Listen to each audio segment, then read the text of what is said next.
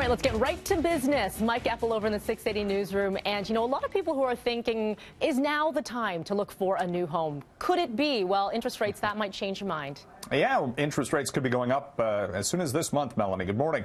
The odds moving forward that the Bank of Canada could move interest rates higher by 0.25% on January 17th after Friday's much better than anticipated reading on how the Canadian economy was creating all sorts of jobs in December, capping a year that saw the unemployment rate drop last month to its lowest level we've seen it at in about 4 decades. So the economy's got momentum. Bank of Canada looking at potentially raising interest rates moving forward. The timeline, the talk was maybe March at the earliest. You know, you got the NAFTA negotiations still ongoing and other uncertainties, but economy seems to be doing well. So why wouldn't the Bank of Canada raise interest rates this month? So we'll track that as well.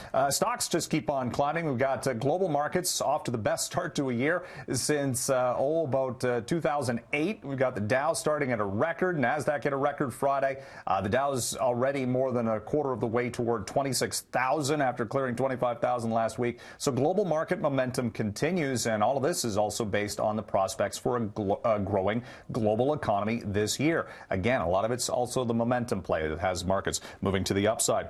A registration opens today to get a Loblaw gift card of $25 as if, in fact, you bought some bread from the retailer between 2002 to 2015.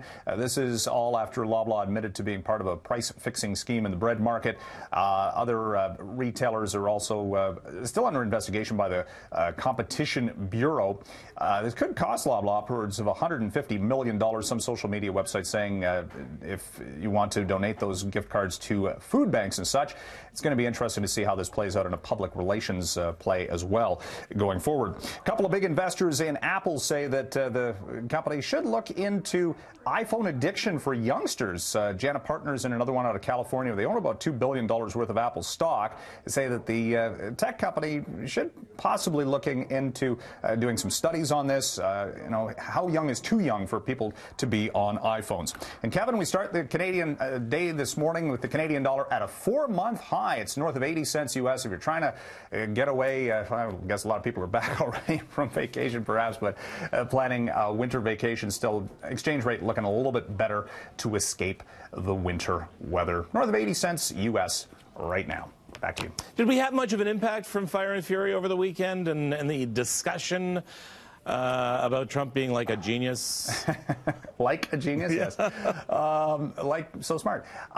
No, again, you know, despite all of the daily goings on in the White House and Washington and such, the market doesn't seem to pay much attention to that. It's about corporate earnings, economic momentum, and actual facts and figures that move things as opposed to just the chatter among water cooler topics. All right. Mike Epple, thank you so much.